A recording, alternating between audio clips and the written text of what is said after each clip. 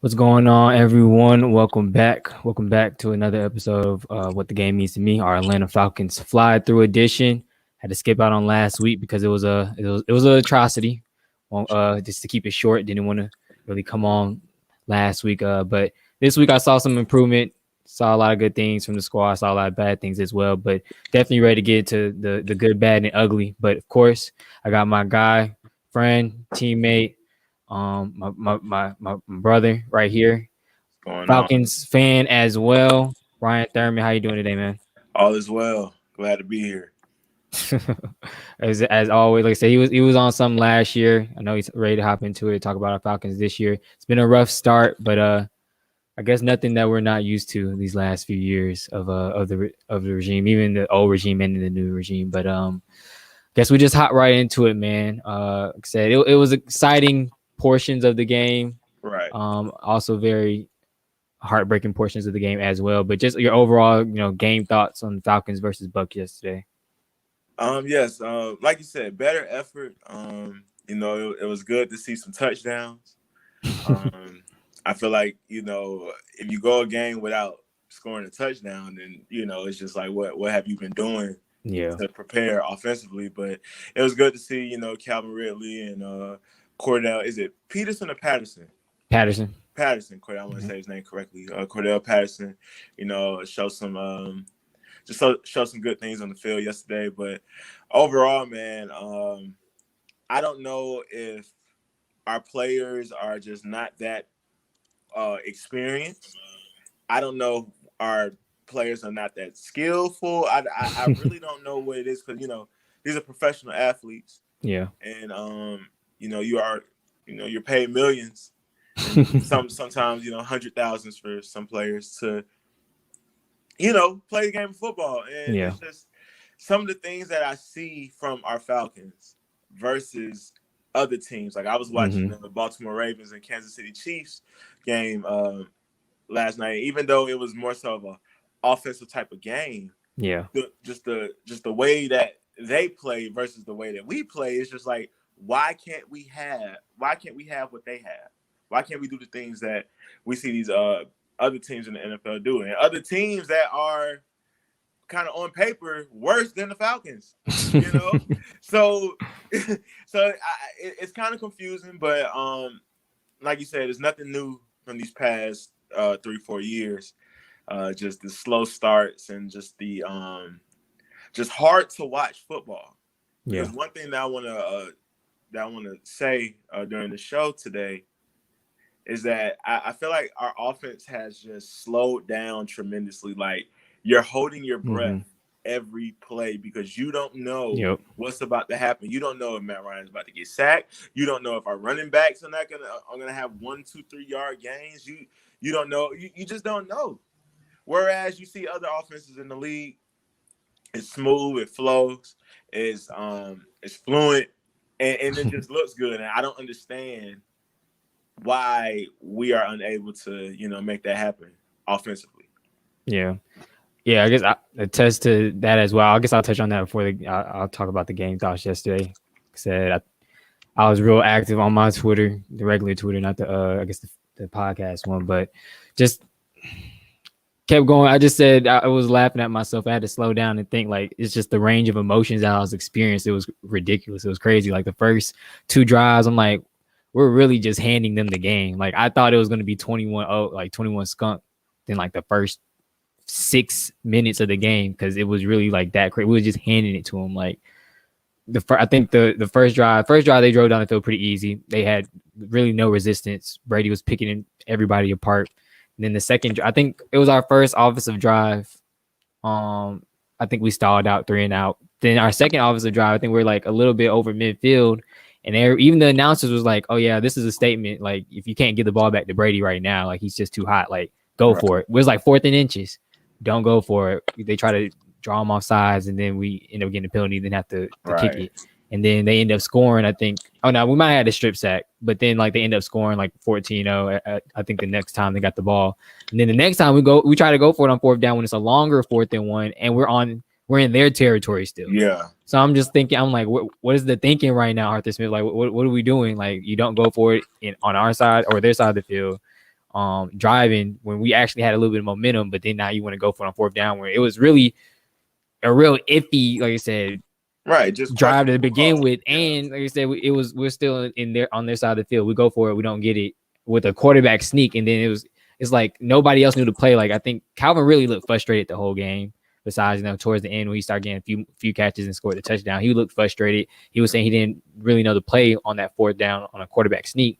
And it's like, I know you have a better play in your playbook. I don't know if that was all on Matt or if it was on Arthur Smith, but he rarely runs quarterback sneak. Why would we run a quarterback sneak with a fourth and long? And it's a fourth and long, a long 1-2. So I'm just like, what's going on? But then as it progresses, like defense starts to settle a little bit. I think Coach Smith actually started to settle a little bit because I think he's calling the plays. He starts to settle a little bit and starts to realize, like in the beginning of the game, we kept running dives. I kept tweeting out, I'm like, this is the best run defense in the league. We can't run dives. We have to run. If we're gonna run at all, we gotta run outside tackles. We gotta sweeps. We gotta do tosses. We gotta do something. We gotta mix it up. Or if not, just go spread. Their DBs were hurt. Carlton Davis kept getting hurt. There was a few guys that was out. Their starting corner, I forgot his name, but he was out. Like their DBs were banged up. I'm like, why do we just not immediately go to the aerial attack? Like, what did we draft Pitts for? Like, Calvin Ridley's a number one receiver. Russell Gage has shown he's capable of being number two. He comes up big in third downs or whatever the case may be. We still have Hayden Hurst. Like, you got guys that get the ball. Just go 5 out or something. Right. Like 4 out, 5 out, something. Nope.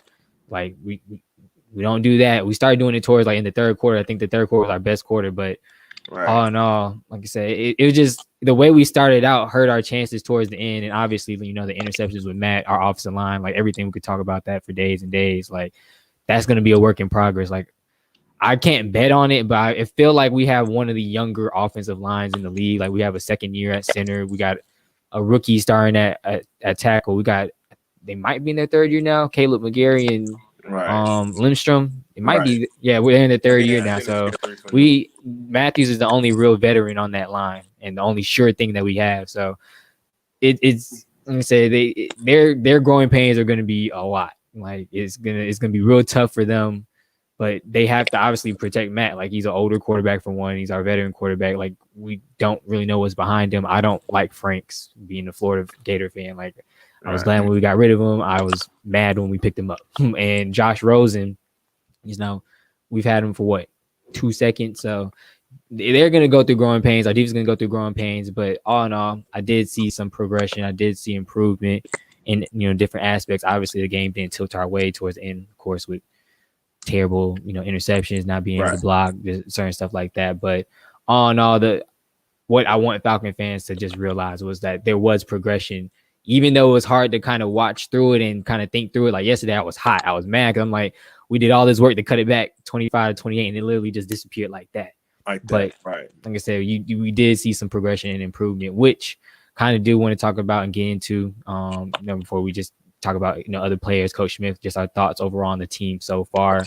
But for you, who do you think, if you can name a specific person or just a specific side of the ball, did you see some type of improvement? Who you've been impressed with so far, or at least in the game yesterday, and who do you think needs to improve? Yeah, Cordell Patterson. I think he's been the best thing in the first 2 games. I enjoyed Mike Davis throughout his career, and he's just getting his feet wet with Atlanta as well. But Cordell has this. He just has this play style about him that the last time we seen a player like him kind of immerse in front of us. It's giving Devontae Freeman early in his Falcon career, where it's just like, okay, I see a similarity. It seems like he has that type of drive, and I know he's been in the league for a minute. I never really watched much film on him, but apparently, like this is probably one of the best pickups the Falcons have had thus far. Yeah. And one thing I think that we can a player that probably needs to improve. Of course, everyone would say Jalen. Is it Bakerfield? Mayfield. Mayfield, excuse me, Mayfield. Jalen Mayfield, and it's just like, okay, he's a rookie. He said he had his little tweet when he got drafted. If you want your QB to be protected, call me. We can all say that, but I also think as far as leadership wise, and you mentioned that he was frustrated yesterday. Calvin Ridley, I think he can possibly be a better leader as being one of the more I guess he considered a veteran on the team. Year 4 for him. Mm-hmm. As far as leadership, I think Calvin Ridley can control those emotions more. I think that he's been through this, and yes, he wants to win, and I'm not knocking him or blaming him for being upset, but I definitely think that if he could possibly just step into more of a leadership role with this team, I think that could be just something beneficial for all. You know what I'm saying? Because he's our number one wide receiver, on paper. So yeah. I think those two areas with Cordell Patterson being the best pickup so far, and just Calvin Ridley just kind of being more of a leader and vocal of just moving forward. Yeah, I feel that Cordell definitely showed out yesterday. I had to pick him up in a fantasy league, one that I'm struggling in, where I need a running back or just a running back / receiver, just some type of flex position guy. But yeah, he definitely impressed yesterday. Like you said, and that's the one thing, he's like bounced around the league so much. But he's been solid everywhere he's gone. Like the most I remember watching him was, I believe, with the Bears. I want to say he was with the Raiders. He was with someone else before the Bears, but I've seen him. Like I said, people sparingly kind of use him as a running back. Sometimes they'll use him as a wide receiver. Like he's never really found his sticking spot. Like his bread and butter is in the return game. But I'm really happy that we were able to pick him up. And I think whatever conversation he had with Arthur Smith, they said, all right, we're going to utilize you more as a running back, and it's paid off so far because, like I say, he's good. He's good with the ball, run the ball, and he's an extra threat out of the backfield, like as a receiver. So he impressed a lot yesterday. He's been impressed with these first 2 weeks, and hopefully we see a lot more out of him. Before I go into my guys who needs to improve, I'm going to add a guy to the stream. What's going on, man? How you doing, Mr. Ron Thomas? Haven't met you, but I'm glad you popped in for sure. This is kind of what I wanted to do anyway, kind of get other people involved, meet some other Falcons fans, and just kind of get their thoughts and just what happened in the game yesterday. So before I guess I'll go on with my thoughts, just introduce yourself and then kind of what you seen from the game yesterday. I see you shaking your head already. Don't seem like it's real good thoughts, but like Ryan was saying, we've seen some improvement. But kind of what were your thoughts about it yesterday? Just a little bit. I'll tell you why. I'll let you go and kind of just get your feelings off, get your thoughts off, because this is also a venting space. So, what do you think about yesterday? Matt Ryan, you've been in the league for what, 13 years? This year 13. Yeah. And you act like you is a rookie. You act like you cannot call your own plays. You act like you don't know the basics of being a quarterback. I mean, it just pissed me off so much watching him play football, and he act like he don't know what to do with the ball. Sometimes. Is it me? No, I the one what you just said about the play call. The one thing I have said about Matt that kind of frustrates me a little bit is I feel like he isn't as like he doesn't have that thing about him to where like Tom Brady and Peyton Manning, like they can check the certain plays, like they not that they know, because he knows the playbook like the back of his hand, but I feel like he's more so leaning onto like whatever is being called more so with him checking to certain plays. Because like the one I can remember yesterday, we was trying to run hurry up. I think he ran a dive with Cordell Patterson versus I think it was like 4th and 2. We easily could have ran another probably spread play, an easier like maybe crossing route, just something different than what we did try to run. And that's the one thing I kind of have said about him throughout his career. But all in all, like if I'm looking at the quarterbacks across the league, obviously there's ones I would rather have that in front of him, but I feel like we are in a great position with Matt Ryan. Like the one thing I've been having to tell myself, and been reading through these Facebook groups as well, is I got to kind of keep in mind too. Like I just told Ryan, I think we got one of the more younger offensive lines in the league. There's going to be growing pains. Our roster on paper probably bottom 5 of the league. Offensive line has had big struggles, not just the last few, not the last few games, but the last few years.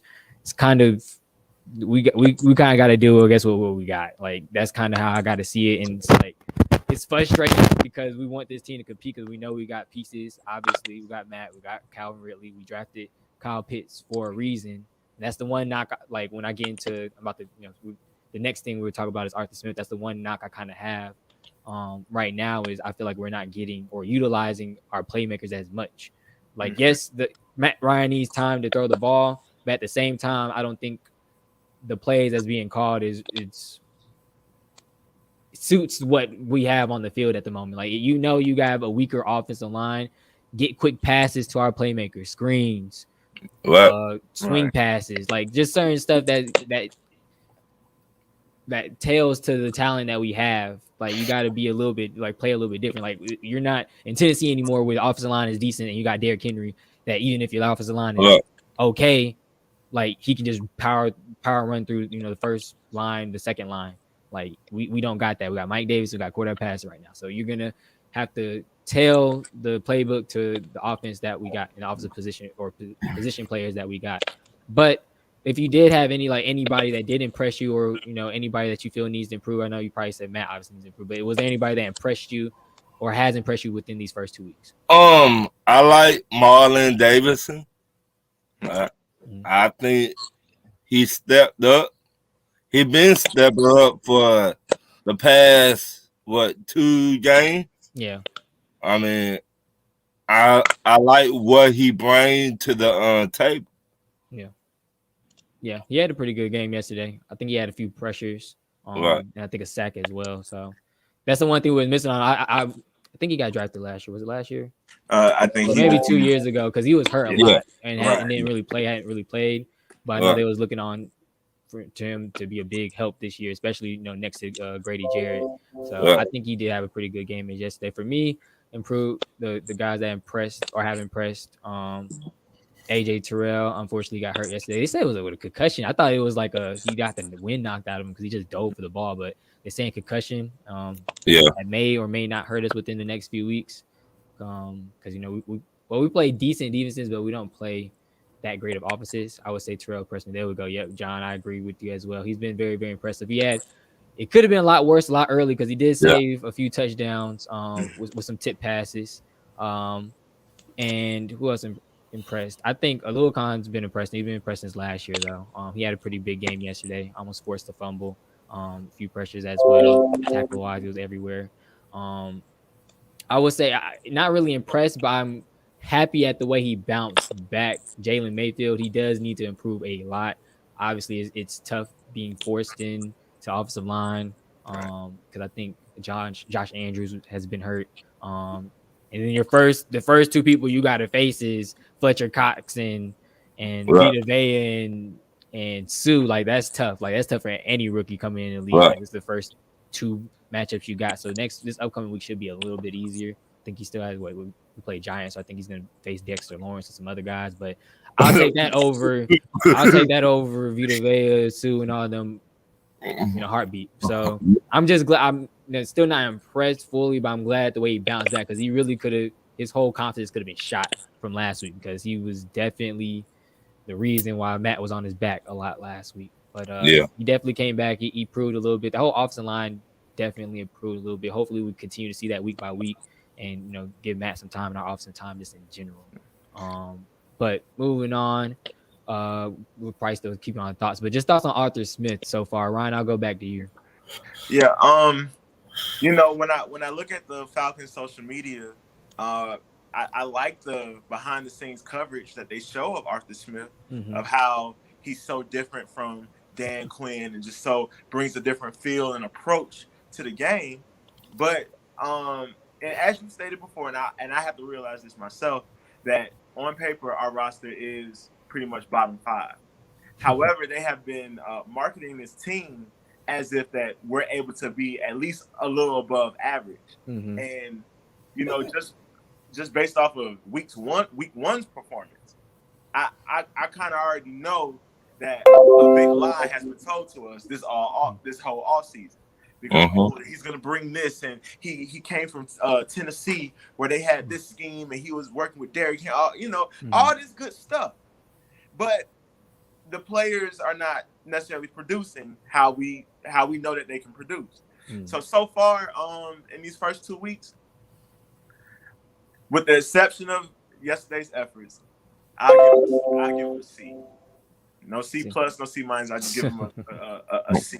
Nice little C. But overall, I kind of wish that, and I know this has nothing to do with the fans. I just wish that they would have marketed this team as if this is a true rebuild, because this is what it is. Yeah, this is what it is. Unless something magical happens, because there is technically like 15 games remaining. Yeah. It's 15 games. However, I still need to see more out of our players, and hopefully Arthur Smith can do whatever he did in Tennessee and bring it to Atlanta, because at this point, it's getting hard to watch. It's getting frustrating to watch. And as I mentioned earlier in the broadcast, how our offense is so slow, and you just hold your breath every snap because you don't really know what's going to happen. So that's my take. Yeah. Real quick, shout out to Kenneth. Stop trolling though in the comments. We don't need to see any 28-3 posts. And I'll let you go next, Ron. But John's kind of hitting on exactly what I'm going to talk about, which is they did have a lot to fix. I just actually seen not a few minutes ago, probably 30 minutes ago, somebody posted one of these Falcons groups, like still showing the guys that we've cut, released, or traded, whatever, that we're still paying, like the top 10 guys. Obviously, Julio has like a 7.5 cap hit. I didn't even realize True Font is still on the books this year. I thought it was last year. It was all, but he's on the books for like $5 million. Some guard, James Carpenter, and the two guards that we signed last year with the new regime. Like, it's a lot of guys that we're still paying that obviously has this cash strap, but they do have a ton to fix. And I think, like I said, I came down to earth a little bit this morning and realized, like, I feel like they're doing the best with what they have, but we still expect more out of them, given what we've seen, like the potential, like I said, especially yesterday. Like, obviously, first week, I'm just throwing out the way. I don't even remember what happened first week, but yesterday, at least showing the type of potential that they have, like, I guess, eventually are going to start to expect more. Like, they're building, like, they played the Super Bowl champs, like, kind of, I guess it is what it is. Like, they held in as long as they could, but I give it a D+ from week one as an offense for sure. Like, we giving in Fs, or whatever the lowest grade possible is that first week. But like Ryan said in the beginning too, just seeing them score touchdowns. So we scored 3? Yeah, 3. Yeah, like being able to just see touchdowns being scored, like, versus the first week 2, get to the red zone and 2 field goals. Like that's not something I want to see. But Ron, what do you think? Your thoughts on Arthur Smith so far? I give Arthur Smith a B, because we've been needing a hard-nosed head coach for a long time. Okay. And that's what he brings. Every time they do something wrong in practice, he be like, well, y'all gotta give me some laps. Dan Quinn did not bring that situation. Dan Quinn was buddy. Oh, it's okay. We get the next game. No, Arthur Smith, like, nah, y'all finna run me some laps. Yeah, I would say the social media team was showing, like, when they jumped off sides and stuff, they would have to like run laps to do something. Right. And I give that a B+. I mean, hey, like y'all just said, we a young team, so it's gonna be a minute before we start winning and get into the playoffs and stuff like that. But a B+ for me. I think I'm gonna go, like, overall. I don't know. I feel like I gotta give them 2 different grades. It's like one's for like test grade and one's for like homework participation. Like, the homework participation, I guess I'm gonna give him like you said, a B, just because he does hold them more accountable than what we've seen in the past few years. And we can just, we've seen that from the social media team, but we can also just see that from the improvements that we saw from certain players, certain side of the balls from week 1 to week 2. Like, I think even in his press conference, he took accountability, said he didn't have this team ready for week 1, which I feel like a lot of us thought that, especially the offense, because he ain't have mostly, even on the defense side too, he ain't have the starters play at all during preseason. Yeah, like you got to give him some type of minute, some type of run, whether it's a few possessions or what, like the last game or two. Like I know, and they cut one of the preseason games off this year, so it's like you have to kind of get them in action in that third game some way somehow. So that's the one knock I will have on him. Like he didn't have, I don't think, both sides of the ball honestly prepared or ready, especially with one. I don't know how many. I forgot how many. I think it's like 20 something. That we have like 20 something new guys that's either starters or people that's going to see a lot of action this year. Like that's one of the more higher turnovers in the league, and the new systems that you brought in on both sides of the ball. Like the offense isn't that new of a system, but it's still new plays, probably new cadences, new plays, just new things that you got to get used to. And then on the defensive side, we changed a whole new scheme. So you can't come into the regular season not having the starters played any snaps together. So that's the one thing I did have a knock on them about. But the accountability is something that I've been happy with seeing.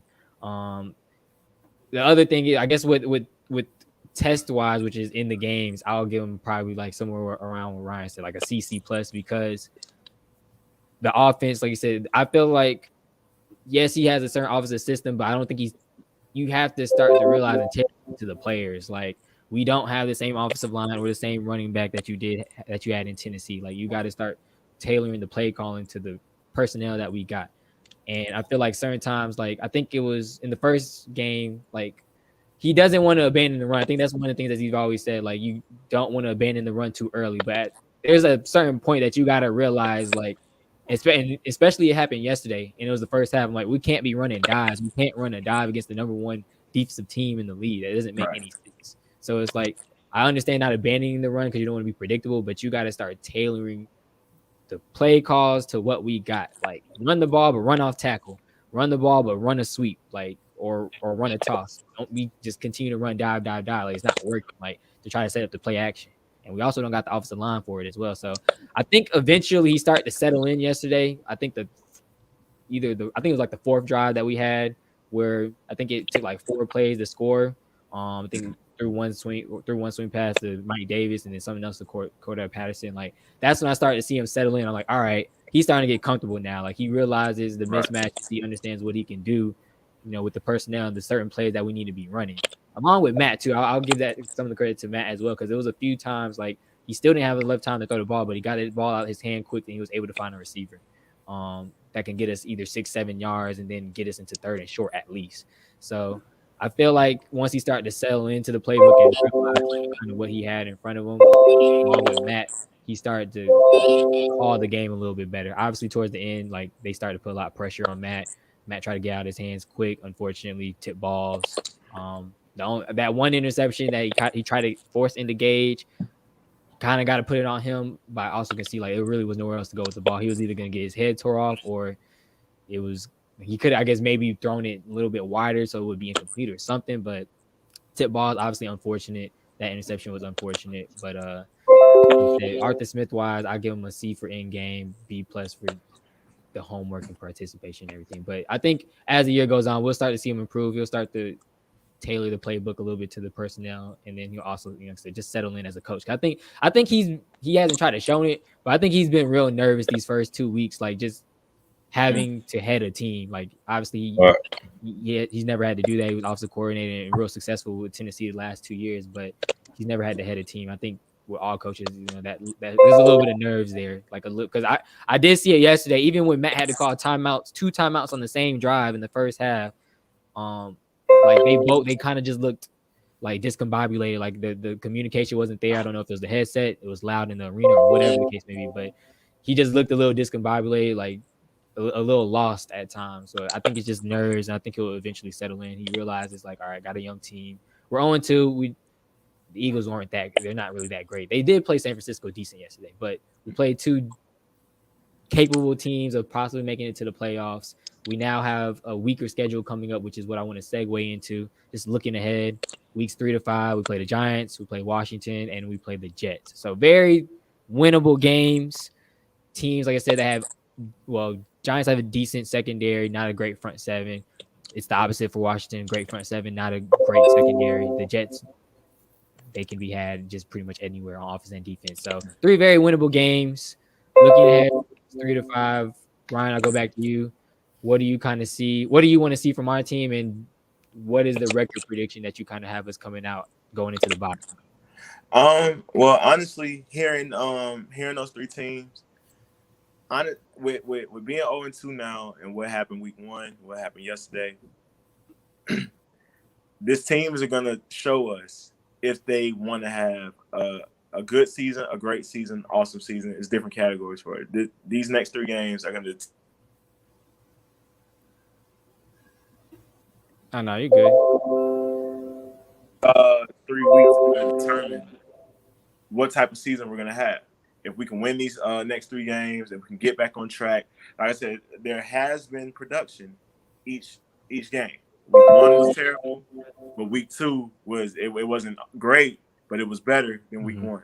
So being able to play a team like the Giants, play the Washington and the Jets, I think those are 3 winnable games that we can possibly get together for. Yeah. So especially heading into a bye week, going in 3-2, that looks a lot better, and that probably gives our playoff chances, however much of a playoff chance we have, just a better outlook. So I'll definitely take a 3-2. Even I don't want to say it, even a 2-3 type record. Like just seeing some wins, seeing some positivity going into weeks, because we actually have an early bye. Like we don't really normally have byes like this early in the year. Right. But definitely would do this young team some confidence. But Ron, what do you think about these opponents, and what do you expect us to come out record wise? I think we could beat the Giants, but not Washington with that defensive line. That's been our problem for the last 4 years. A good defensive line we had problems with every time. So I think we could get the Giants, but Washington, no. I mean, yeah, they do got two monsters on the ends. Montez Sweat. Yes. Ryan, you might know him too. Yeah, I'm familiar. I'm very familiar with that him. name. Yeah, I'm about to say very familiar. We grew up with him and I played with him. He was my tight end / defensive end too when I was little. But Montez Sweat and Chase Young, definitely some monsters that we're gonna have to basically keep at bay. Our tackles are Caleb McGarry and Jake Matthews will have their hands full. But all in all, I think we could still beat Washington because Heineke has played okay. I don't think he's a world beater. I think he's kind of like a game manager. He's put them in great position to win. Obviously, he put them in a great position to win Thursday night. But that's going to come down to our defense, and defensive scheme. Like Dean Pease, I think by then, because that's week 4. I want to say week 4. Yeah. He'll probably dial up something. Which is one thing I want to start seeing. Like we haven't had a great pass rush. We haven't had any pass rush really. So if he's able to start dialing some pressure and the guys get a little bit more comfortable in this new scheme, then I think we can put enough pressure on Heineke to force him maybe to some turnovers, bad throws, whatever the case may be. So I think our defense can play with their offense. Like they have a few weapons.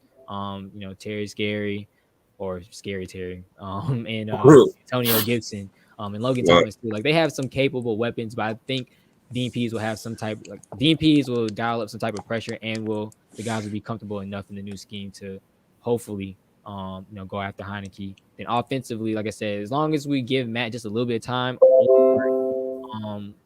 I think Ryan had to dip off, but appreciate him for tuning in. But offensively, as long as we're giving Matt some time, or like I said, Arthur Smith starts to dial up the playbook to where we get the ball into our playmakers' hands a little quicker, we should be fine offensively as well. Like the pass is too much of a big ordeal. What's going on, Travis? See, you got a Falcons hat on in your profile pic, so another Falcons fan. If you want, just like our guy Ron here. If you go through the comments, you can click on the StreamYard link and we can talk a little bit about the game if you want. I'll repost it again as well. But I think, like I said, there's very winnable games with the Giants. Like I said, Danny Dimes, I'm not too worried about him. Saquon's been a shell of himself. Like, they have their own mess over there as it is. They're 0-2 as well. So this upcoming week is going to definitely a big game for both sides, honestly. Like, no one wants to be 0-3. I don't know what the percentage is, but I know it's pretty low with playoff chances when you start out 0-3. But with them, I think we just have a solid chance against all three of these next three teams. Like I said, the Jets, you seen yesterday, he throws 4 picks. Zach Wilson, hopefully we'll have AJ Terrell back by then. But I think our defensive backs have improved a little bit. I will say, and I forgot to mention his name with most improved, Isaiah Oliver. I've been on his backside forever. I'm like, why do we still have him on the team? Like, I can't stand Isaiah Oliver. But I don't know who, Dean P, somebody, Terry Fontenot, whoever saw that, all right, he's not a corner. He needs to be playing safety, maybe a little bit of nickel. Like, that's his spot. He's played well in those spots. Like, I think yesterday he came up, he had a nice stop in the backfield. He probably could have caught an interception if Terrell didn't knock it away. Like, he plays decent at safety. Starting corner, it just wasn't him. But like I said, just to go back to our secondary, we have a young secondary, but a capable secondary. And I think for the Jets, like I said, he throws 4 picks yesterday. Who says he won't throw another 2-3 when he plays us in 2-3 weeks? So very capable, winnable games. And I think if they do win all 3 going to the bye week, we'll feel a lot better about this team for sure. But kind of last thing, before I know Ryan has to head out soon. Ron, if you want to stay on a little bit more, we can. Yeah. I think Travis might hop in as well. But last thing before we head out, just overall expectations, outside of the 3 to 5, like expectations for the rest of the year. Something that you want to see be put in with this team. Like, I know a lot of people, like, we're still kind of looking like, where's Kyle Pitts? He had a better game yesterday, 4 catches for 66 yards, but just like something that you want to see out of this team, out of a certain player, anything, before the end of the year. And I'll start with you again, Ryan. Yeah. And Ron mentioned it earlier. Matt Ryan. We need Matt Ryan to be more Matt, like he been in the league for 13 years, pretty much. I would love him to take more initiative. I hate that he has he's a great guy, great character guy. Obviously, everyone around the NFL loves him, but as a player and as the captain of the ship, we need him to just be more assertive and just quicker on his feet. We know what he's working with the offensive line, but just overall, we just need Matt Ryan to just be a better player overall. And I mentioned it before. I would like Kyle Ridley to try to step in more of a leadership role of not being too emotional on the field, just due to his experience and the caliber of player that he is. And definitely would love to see Kyle Pitts be more involved in the offense. He had a better game yesterday, but he was a number 4 draft pick, and I would want more production from my number 4 draft pick. Overall, the defense is getting better. Arthur Smith mentioned it in the press conference yesterday that pretty much after the game became 28-25. The flukes and flunders on offense caused the blowout. So just overall, our offense can somebody just said overall we should have drafted Justin Fields. No comment.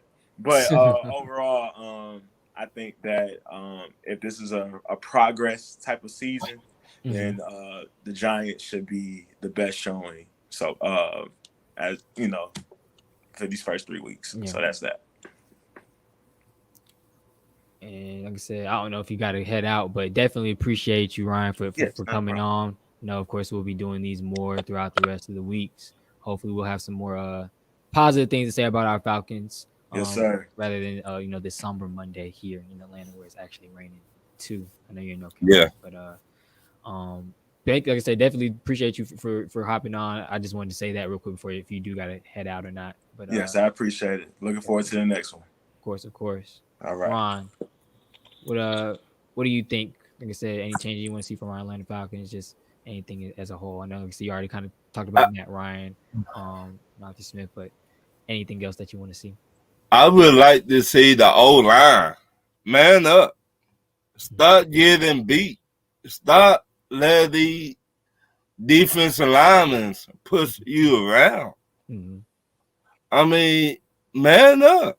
You in the NFL for a reason. So do what got you here this far. I mean, I just getting tired of our old line getting pushed around and stuff, man. Yeah, it's been like that for a minute too. Like we're always seeing, say, Matt Reinhardt is back, or somebody just coming through freely on a blitz, or just even just getting beat, their man getting beat 1-on-1. Just it is tiring. Like I said, we have offensive line woes. I can't even think since 2000, probably 13, 14, to be honest. Right. It's been a minute that we've had, just like I say, constantly rotating offensive linemen, constantly bringing in new faces, and nothing seems to change. Like I said, Matthews has been the only consistent guy, has been there since we drafted him in 2014, I want to say 2013, 14, whichever one. 14. Yeah, probably it's 14. But looks like Travis gonna come on in a minute. Seems like he's one of the it's gonna be interesting because I'm not one to hate too much on Matt. Like I said, I will hold him accountable for certain things that he has done and does do. But he said we should have drafted Justin Fields. That was one thing I was against. Especially being that Arthur Smith and all of them, or Arthur Smith and Terry Fontenot, are basically committed to Matt Ryan for these next 2 years. I personally just didn't want to see a quarterback sit behind him for 2 years. I did want to see Justin Fields here. I mean, because Matt Ryan, we seen it yesterday. His arm, he don't got that strong arm no more. He cannot get out of the pocket and make plays. I mean, if we want to rebuild, we need to go and get a younger quarterback with help out with the O-line. When the O-line break down like it been doing, he can make plays on the run. And that's what we need if we want to rebuild. Yeah, I definitely see that. 'Cause I'm all in for. The one thing I will say, I'm all in for a mobile quarterback. Obviously, that's what the league is moving towards. And obviously, Justin Fields was a mobile quarterback that we could have drafted. But I didn't see, and I seen a few people saying it yesterday. Like, obviously, like, yes, I don't think Justin Fields is the right pick just because I don't feel like, because they were committed to Matt. Like, it wasn't going to be like an Andy Dalton, Justin Fields type thing. Like, to where you see Justin Fields time to time because maybe they give him a package, or it wasn't even sure. Like, there was a battle between those two. Like, Matt Ryan was going to be our starting quarterback from jump. Like, we wasn't really going to see Justin Fields. And I felt like we have to get somebody to immediately help either him or immediately help impact the team, which a lot of people was like, all right, we should have drafted Penei Sewell. Given our offensive line, I would not have been opposed to that. Like, yes, draft the generational talent you can put him at guard or a tackle. Like, that would have been fine with me. But of course, like I said, we went with Kyle Pitts, which I was okay with as well. I'm a Gator fan, so I have a little bias. So I was okay with the pick. Like I said, being that I've seen him, felt like he could immediately have some type of impact. And at that point, we still thought that we had Julio here. So I'm like, the offense can be explosive. Like, this offense could be ridiculous as long as we give Matt at least 2 to 3 seconds to throw the ball or whatever the case may be. Like, this offense can be ridiculous. But obviously we got rid of him. Like, all right, cool, we still have weapons surrounding Matt.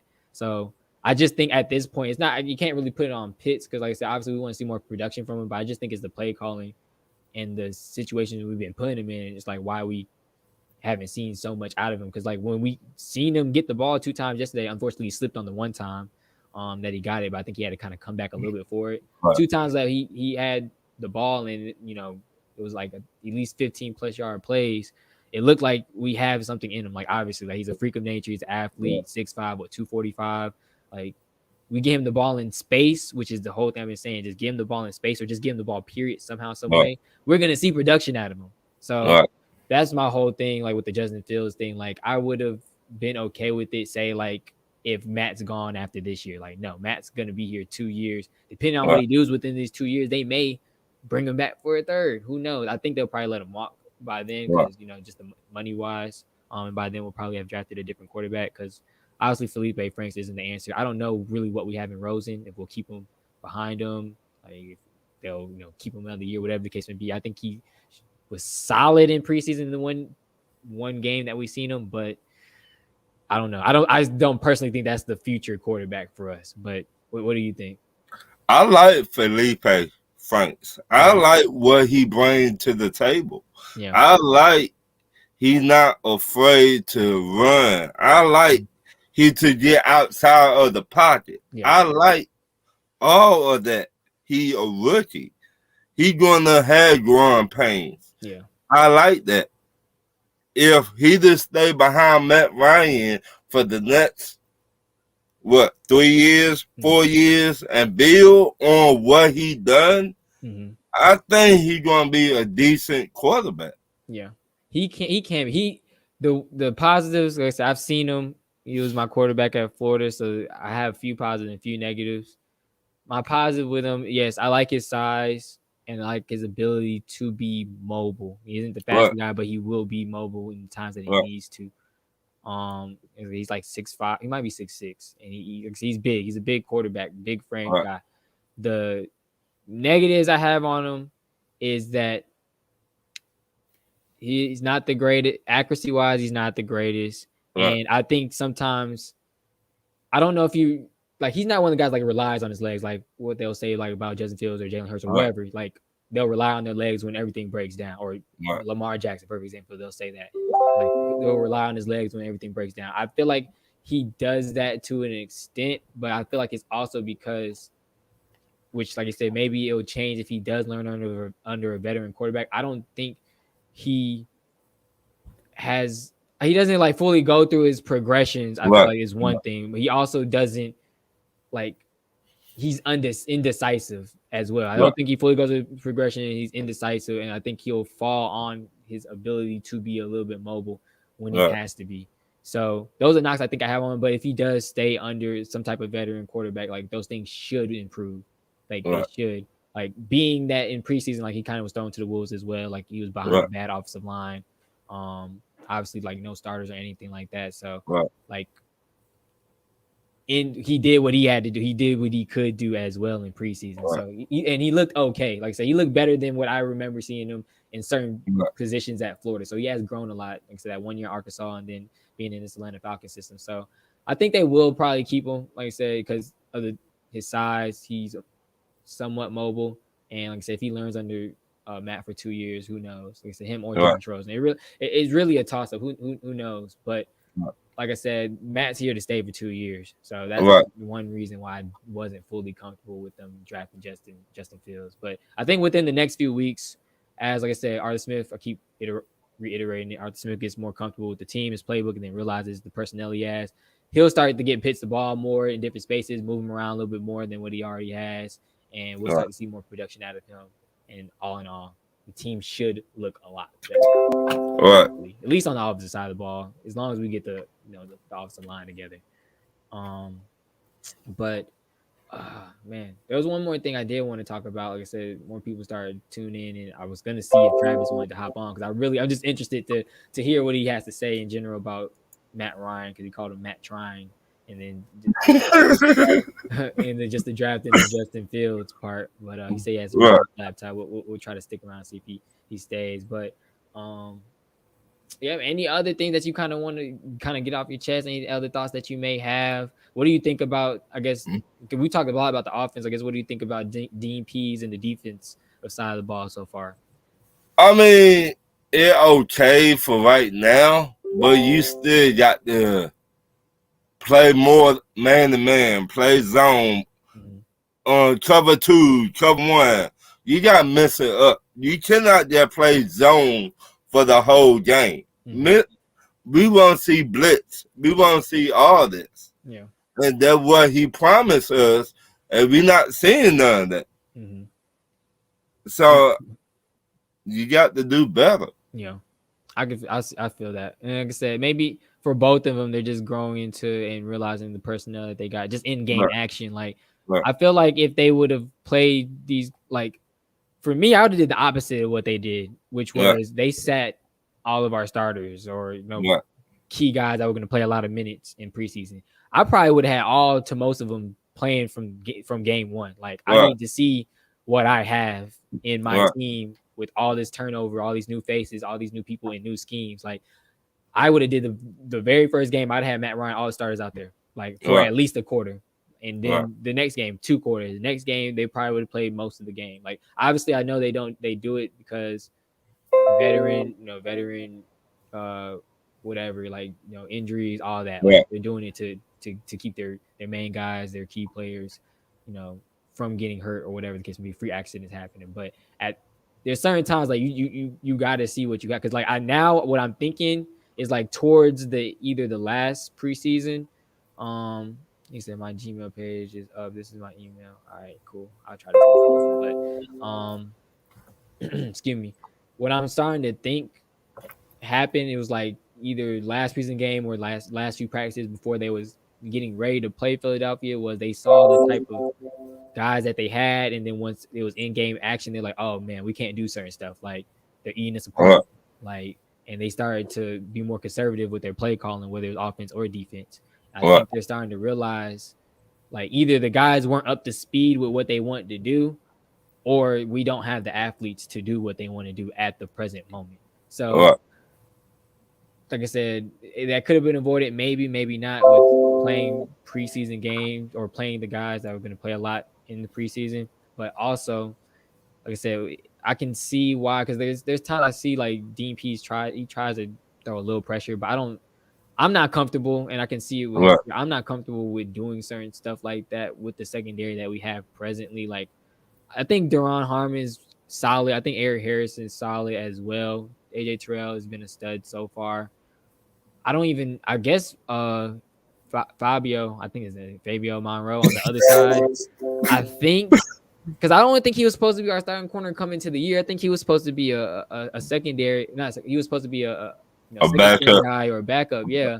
But we've had injuries. There was 2 specific guys. I can't even think of one. One of them was the Ohio State corner that we drafted 2 years ago. Like he's been missing in action. Like he's always hurt. So I was thinking, basically, he played well yesterday. I'm fine with them being over there, but I just think they realize we don't have certain athletes to do something that they want to do, like have the schemes that they want to put in place. But like you said, you also can't just sit back and just let them tear you apart. Right.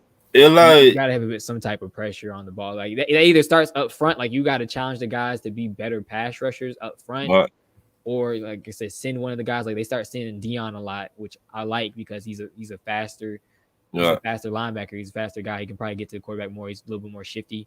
He can get through the line, whatever the case may be. Like send him and have a Lucan, drop back in coverage, whatever the case may be. So you gotta do something, mix it up somehow, some way. Either demand more from your front 4, or even put Deion Jones on the outside. Like have him rush the quarterback somehow, beat the tackle with your speed, just something. Put guys in different positions. Or Mykal Walker, I forgot about him. Just got, like I said, like you're saying as well, just gotta do something a little different. Because gotta do something. I mean, it's just sad, man. Tom Brady, in some of those plays, Tom Brady sat back there, called his wife, hello, hey, what we gonna eat tonight? Well, how the kids doing?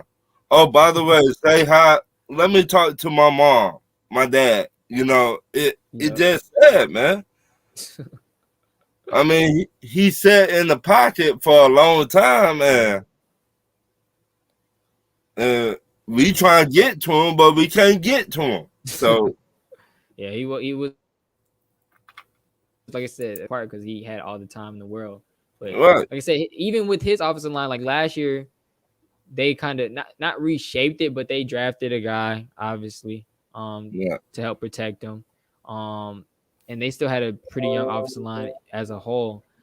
And the one thing I will say, so I'm sending him the link, but the one thing I do remember the broadcast guy saying, Greg Olsen and all of them that was on yesterday, was the margin of error, like that you're able to see, like the 2 teams, like it's ridiculous. Like it's a huge gap. Like the certain mistakes that Tom Brady or the Bucs in general would make, like doesn't cost them as it basically doesn't cost them a game like it did with us. Like one thing happens with us, and we'll probably talk about when Dude comes on. Like I'm lobbying for obviously the new punter. I think they're cutting him sometime this week, and they're bringing in competition. All right. But you see one thing happens with us, like we have a 3-and-out, or we should have went forward on 4th down the first time versus the second time, and we get behind 14 points instead of possibly have tied the game 7-7, Right.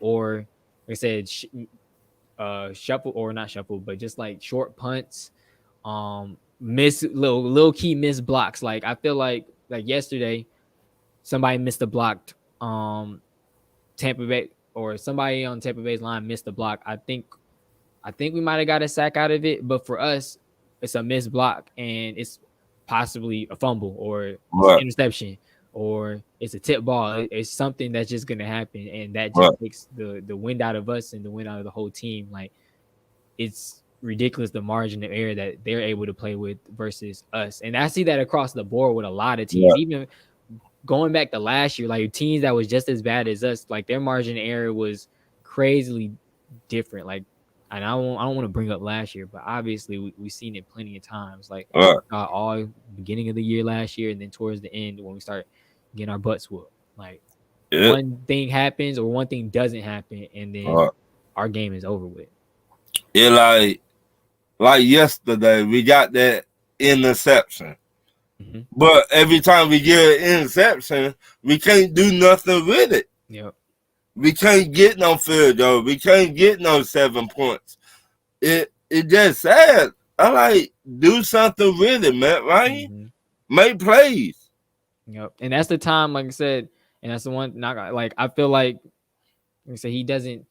I don't know if it's just he doesn't have the capabilities to audible to certain plays that he likes more, or he likes more relying on whatever the play call is being called. But like that's the time for me. Like I'm going up tempo. I got him on the heels. Like I'm trying to go. Like we have momentum. Defense is feeling because when you just play with a different motor.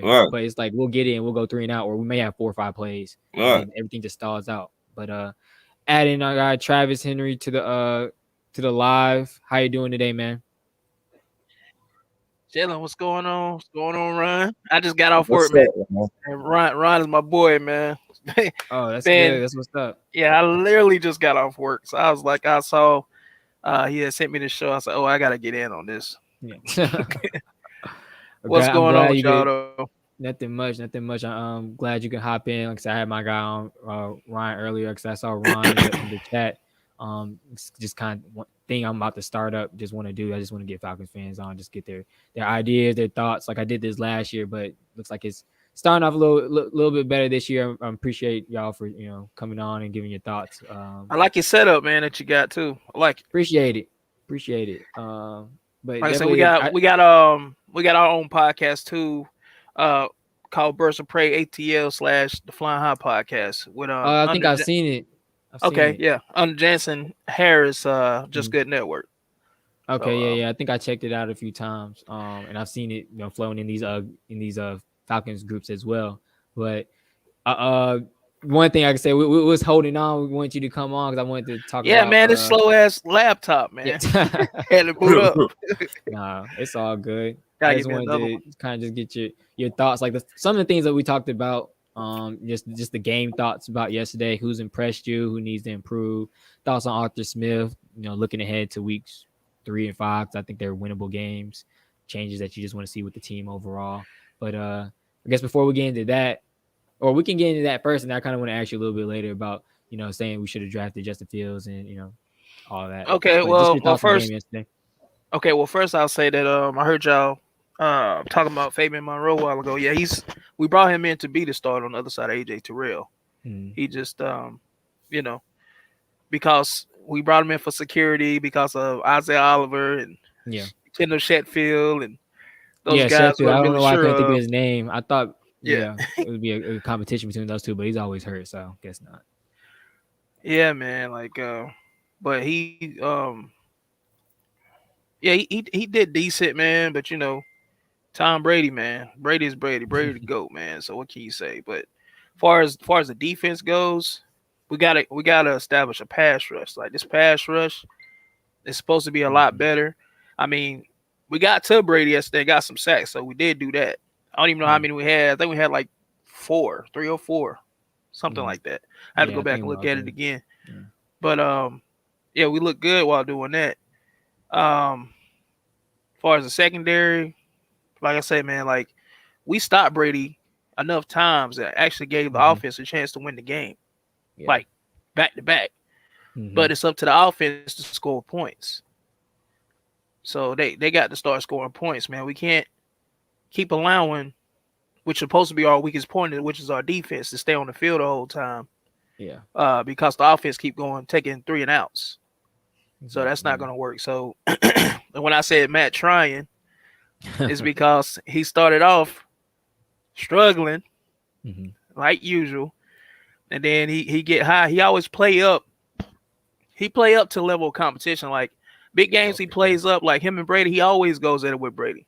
He started off struggling, then he end up getting hot midway, and then it was like 25-28, and I was like, I don't even know why I'm getting excited. I know what's going to happen. And I was just sitting there waiting patiently, and lo and behold, I don't know what it is about his throw. He throws so low to the players, man, where they can just reach up and just knock the ball down. Like they did it like twice.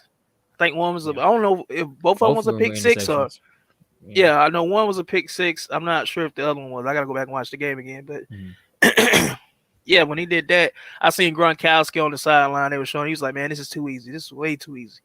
And I'm like, "Man, this is terrible, man. Like this was supposed to be better. But see, this is what you get when you don't play all the starters in preseason. This is what you get. So these are basically our preseason games, basically. So they got to kind of get a feel and continuity with each other, especially the offensive line. And speaking of the offensive line actually played pretty good overall yesterday. They played pretty good. I mean, they gave up Mayfield, of course. You know, you're a rookie. He gave up some things, but other than that, the line looked pretty good for the most part, I got to say. And they gave Matt Ryan time, so people can't use that excuse that he didn't have no time and all this, because he had time. I sit there and seen those plays. Yeah. And Matt, I will say just, from the second, like midway, like you said, probably towards the end of the first, all the way to the third, like those what did Matt throw 3? I want to say he threw 3 interceptions, right? I know 2 of them were pick sixes, but I want to say he threw 3 as a whole. I think it was 3. I had to go back and watch. I watched it one time, but I got to go back. I usually go back and study the game, but I ain't had a chance to study it yet. Yeah, that's what I say. I got to do the same as well. But I would I know for sure one of them he had no time. The other one, like I said, I think it was on him. He could have maybe put it out of reach of Russell, but it was more so inside. His placement was a little off. The one, I think it was 3, because the one you talking about, I think I remember he went back and the O-line collapsed. They came right at him and he just threw it. And then the linebacker kind of jumped. I think it was one of the receivers and just caught it and ran it back for a touchdown. Yeah, but the thing I seen was it was like 2 guys open on that. He could have pitched it off or something. Like Matt Ryan, was somebody coming across the middle of the field, and I want to say it was Pitts. Yeah, and there was another guy open too, because I seen it. There's another guy open, but Matt got to stop holding the ball too long too. Like if this is my thing with Matt. He's been a veteran for 14 years playing in the league. If they stacking the line, they obviously was stacking the line. You know what I mean? And the blitz was coming. You can see it clear as day. If you see the blitz coming, you can't block everybody. Somebody going to get through. So you got to be ready to get rid of that ball. You got to. You cannot hold on to that ball. You got to hot route somebody for Matt will take it. He'll pat it. He'll just pat it, and he'll just, kind of like just shrink, man. And can't have it. And the reason I was saying earlier about Justin Fields, I was saying, man, bring that man in, let him sit behind Matt Ryan for a year. Because I don't think Matt Ryan's going to be here 2 years. I think he's going to be gone after this year. Because the season is going to go so badly. I'm just telling you I know it's going to happen. I'm not even sugarcoating. The season's going to go so badly. You might even see Josh Rosen get in there, which I kind of want to see Josh Rosen anyway. Because I liked what Josh Rosen did with the little time he had when we brought him in without learning the whole playbook. And he looked pretty good. So imagine him learning the playbook with weapons around him, finally, and given a fair opportunity with the starters. I think he'd be pretty good. Yeah. But I think Matt Ryan, I think they're gonna end up. They just got to figure out his contract, man. Like I think somebody can end up picking up his contract, but he got to go out of Atlanta, man. He got to go. If we want to win, until we get rid of Matt Ryan, we're not gonna win anything. Oh, sure, he's gonna get you stats and it's gonna look good on paper and all this, but as far as clutch wins, it's not gonna happen. As far as the Giants this week, yeah, we should beat the Giants, but you know what? The Giants actually look pretty good so far. If you look back at those games, even though they lost, they played a division game with Washington. Somebody had to win, and both of them looked good. So, and they almost won that. Yeah. So I will say the Washington one, they looked pretty good. The first game they was a little shaky. They were a little shaky at times, especially with Danny. But Danny Dimes looked a lot better in Thursday night's game. I don't think he had an interception. And he just looked like he was more in command of the offense at times, most of the game. But like you said, I was saying earlier, the only thing with them really, like, I feel like our defense, it starts with what you just said, just pass rush and pressure. Like, that's the one thing we've been missing. Like, it's going to be tough for any secondary or any team in general to have any type of success if you have, like, literally zero pass rush. Like, you give the corners can only hold for so long. They can only cover for so long. Like, if not, it's going to be a penalty. Like, more than likely, it's going to be a hold. It's going to be flag. It's going to be something. And if anybody knows us, not to interrupt, but if anybody knows us, they know we have a problem with running quarterbacks. Mm-hmm. We don't seem to play contain. We just let quarterbacks look like Michael Vick on us every time they play. I don't care who it is. That is true. And we got to play against Danny Dimes this week. That's going to be a problem. I think people are overlooking the Giants because Danny can run, and we have a problem with running quarterbacks. Yeah. And we can't get no pass rush, it seems. So between him and Saquon Barkley, I know Saquon coming off the injury and everything, but he looked decent last week. You know what I mean? So I don't know, man. I think it's going to be, if we don't get it together, it's going to be bad. Yeah, it's one of these, like, you can't, like, at this point, there's no getting, like, you know. No, there's no win. There's no win. I can look at the schedule and say, we're going to win this game. As bad as we've been playing, how can I say that? Yeah. Like, how can I? Exactly. At least the other teams that might be losing, at least they look good while doing it. We don't even look good. Yeah. We didn't, as I said, I think, and them, like, basically how everything just deflated them last, like, 10 minutes of the game yesterday. I feel like it definitely put a cloud over, like, because I feel like, and I came on saying, like, I feel like there were certain things that we improved on. Like, at least I feel like there's things you could take out of yesterday's game that you can bring into, they probably did this morning, bring the flowery branch and be like, all right, we did this well, but we can still do better. We did this well, but we can still do better. Like the first week, there wasn't shit you can come out of that and say, oh, we have something to build on. Like first week. Well, the first week, I had 3 positives on that. The first week was Cordell Patterson looked good, which he did in this game. Well, yeah, with also. Individuals, Cordell special teams looked pretty good. And it was something else I had. I can't remember, but that's pretty much it. Cordell and the special teams, yeah, and that's bad when you. And Koo made his 2 kicks. That was pretty. Yeah, and Younghoe Koo. That was the third one. Younghoe Koo. Yep. Yeah, like, that young hoe. Yeah. Like that was the only positive for real. But like, I gotta say it every chance I get. Yep. That's yesterday though. Like for me, I was saying, like my positives was like obviously Cordell Patterson. Like he's been a great pickup, been a great addition. Whether we're handing him the ball off or throwing him the ball, yeah, it's like, and it's weird like to see that he's bounced around so much because he's a great weapon to utilize. Like who doesn't want someone you can use out of the backfield as a running back or a pass catcher? Like I'm really happy with that pickup for sure. And I told Ron, my boy, and I told my other boy in all season, what did I say, Ron? We should have went after one of the pass rushers when they was available. I said there's a lot of things that I had said, man. I say so much I forget, but we should have went after some pass rush because I knew what we had wasn't it, man. I knew it. Yeah. Oh, Ron, you might be muted. I think you muted, Ron.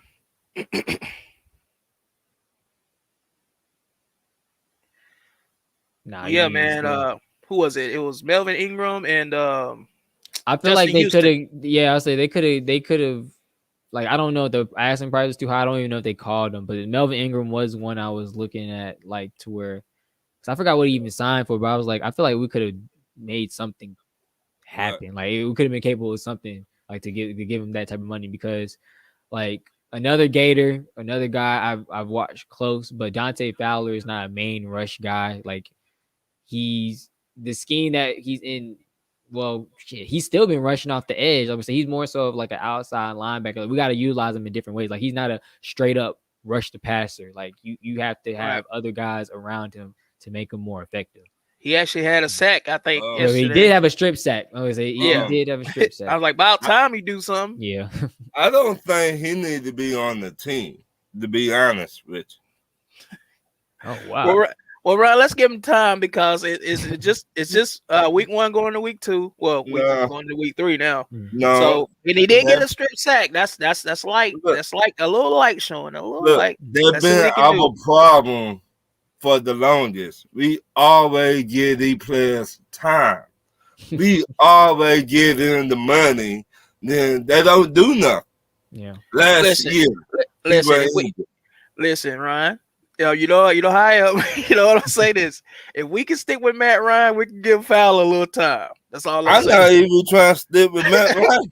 and that's why. But see, that's why I said we should have drafted Justin Fields because he could have sat behind Matt Ryan a year and learned, or whatever. Because I honestly don't think Matt Ryan gonna be here next year. I think, mark my word, I've predicted a lot of this stuff and I've been right on it. I'm not saying it's gonna happen, but I think they're gonna end up trading Matt Ryan. Either at the end of this year or might be at the trade deadline if he's playing bad. Just keep watch. Something crazy is gonna happen. Yeah, that's the only I was telling Ron too. Like, if it was like they was gonna bring him in for a year, or they was only gonna keep Matt Ryan for a year, and he'd only have to learn behind him for a year. Like, I would have been more acceptable to the draft than Justin Fields. But being and given the statements that was coming from Terry Fontenot and Arthur Smith about Matt Ryan's our quarterback, and more than likely is going to be for the next 2 years. Who knows? Depending on how them 2 years shaped out, they was going to, I feel like, go for a third. You know how that goes. The coaches sounds good to the media. Yeah. While they can until you start losing, then that changes everything. True. That is because true. You will get fired. Yeah. They don't want to get fired. Trust me. Yeah, and I don't think, like I said, and I think, well, obviously, I don't think they will. At least they have, I think, at least 3 to 4 years to get it together because like everything they came into is just hell. But you think Arthur Smith? You think Arthur Smith is going to sit back? He's not going to sit back and want to take losing. That's what I'm saying. If Matt Ryan don't get it done, I've seen Arthur Smith bitch his starting quarterbacks. Like I said, Matt Ryan, at least if he don't, even if we gotta just keep him until for the 2 years, if he don't work out, if they gotta bench him, man, and put Josh Rosen in until we find another quarterback, whatever, they gotta do what they gotta do. We trying to win. It's time to win now at this point. No more getting a lot of yardage and looking good on the stats and all this, but you're still losing. I'll take less stats and a win any day. That's just me. Of course, yeah. I definitely, like I said, I think all of us in agreement with that. Definitely just. I think you muted, Ron. Again. I don't know what's going on. Is it working now? Hello? Yeah, we can hear you. All right. I mean, Matt Ryan got to do better. He got to. You already know how I feel. I came into the season. What's your name again, my brother? Jelani. I came in to this season. Ron, I tell you, I gave Matt Ryan a fair shot. I said I'm gonna support Matt Ryan. I'm gonna back him up because I had gave up on him like a year or so ago. I was done, and I said, okay, new regime, new coach. New general manager, new everything. All right, give him a chance. Yeah. I said, if you don't pan out this year, I am done. No more Matt Ryan talk. No more. I'm not sugarcoating nothing. Get this man out of here. I don't care what you got to do. Get him out of here. Yeah. So I personally I don't know how I just don't see no type of trade. Like I don't see a trading him, and I don't see a cutting him. There's ways. There's ways. There's ways. Yeah, they just gotta pick up whenever they trade him. They just gotta that person or that team gotta pick up his contract. That's the big thing. Yeah, that's what I'm saying. Like, who's really picking up a 36-year-old $30 million a year contract? Like, I would trade Matt Ryan for Deshaun Watson right now.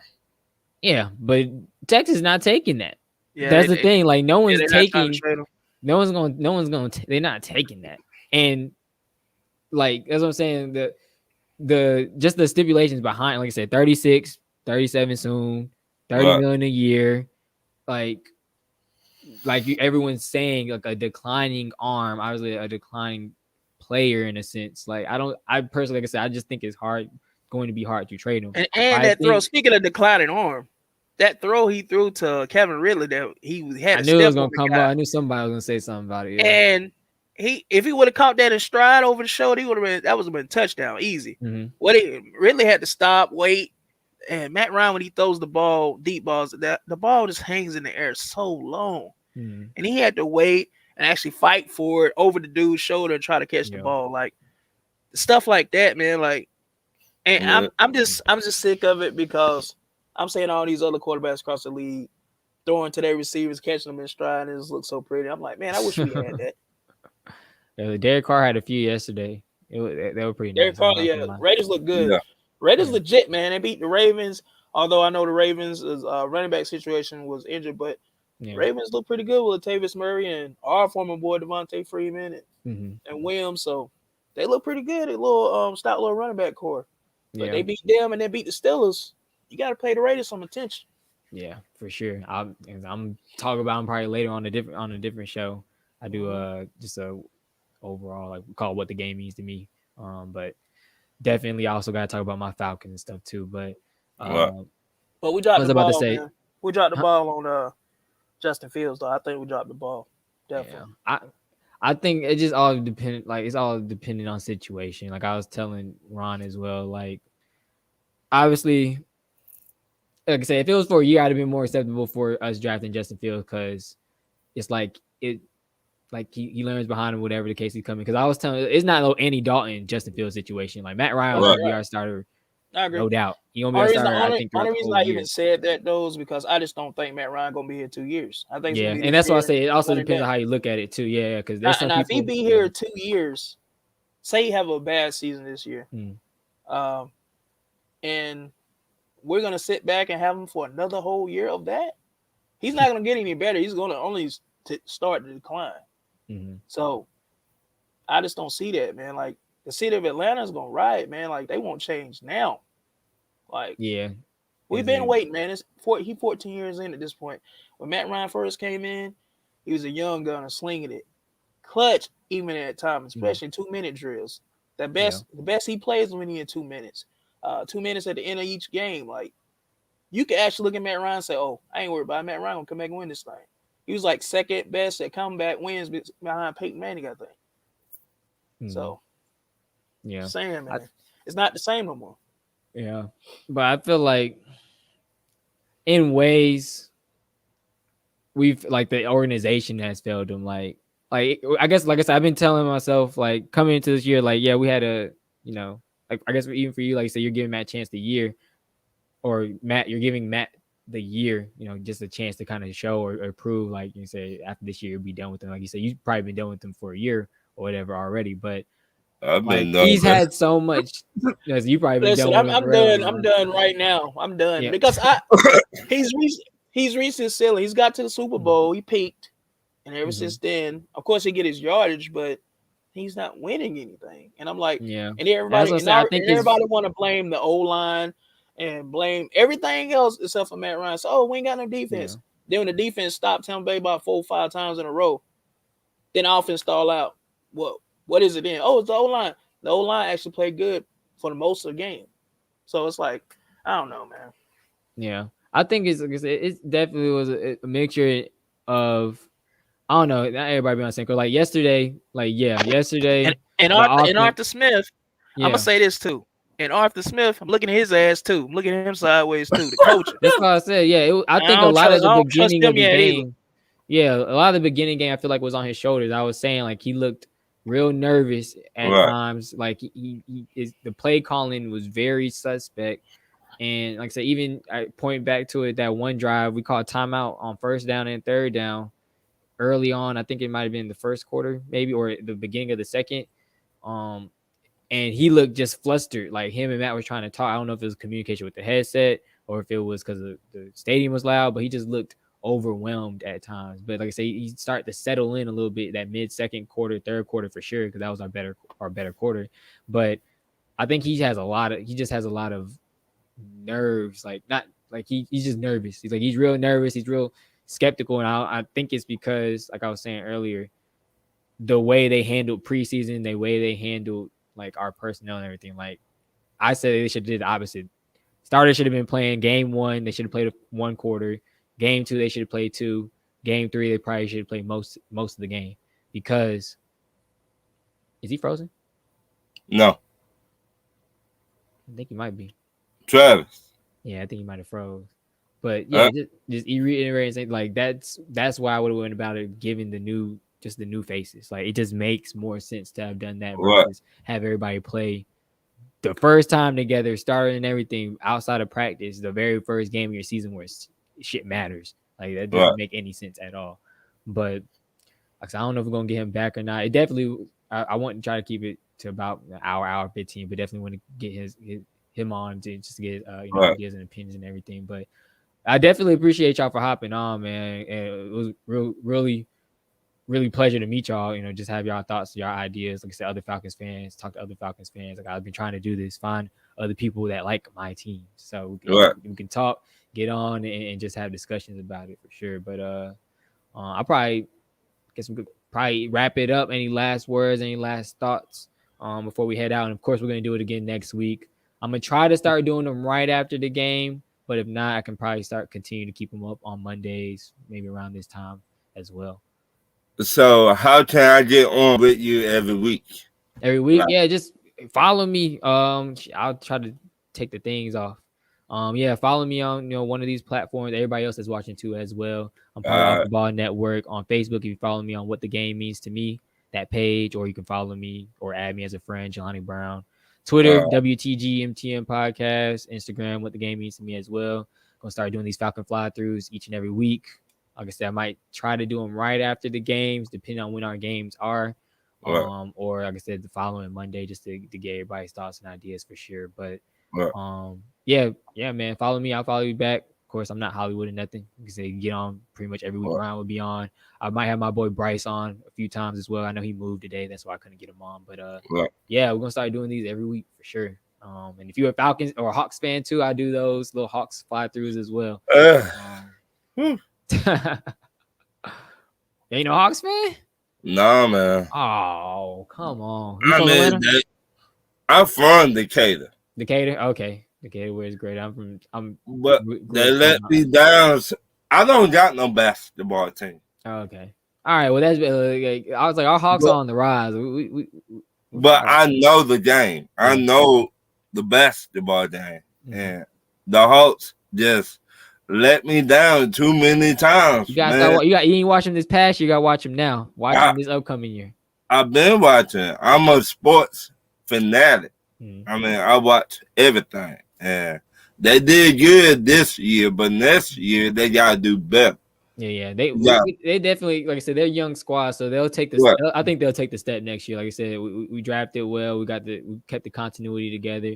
And kept the coach. So they're building something special over there. But not to get off topic from, like I said, from our Falcons. But definitely, if you do, like I say, I see you got the Flying High podcast in. If you got any podcast or any show, or tell anybody where they can follow you at, go ahead. Me and my friend got a show on Tuesday nights called Talk Your Ish at 8:00 on Facebook, YouTube, Twitter, all that stuff. So okay. Either follow me. Yeah. Like I said, follow me as well. I'll follow you guys back, and definitely was a pleasure. Travis, like I said, I think his laptop might have died, but definitely a pleasure to have you on. Thank you, Ryan, again from earlier. You as well, Ron, for sure. For everybody else, like I said, you know where to follow me. You see the tags down below. We're gonna start doing these every week. Be on the lookout. Me and my co-host Thad for What the Game Means to Me will probably do a show tomorrow, Wednesday, maybe as well. Just talking about just the week 3 of the NFL or week 2 of the NFL as a whole, week 3 of college football, just anything else that's going on in the world at the moment. But definitely appreciate you, man. And I'll get up with you later on. Everybody else that's watching, appreciate y'all for tuning in, and have a good day. We'll catch you next time.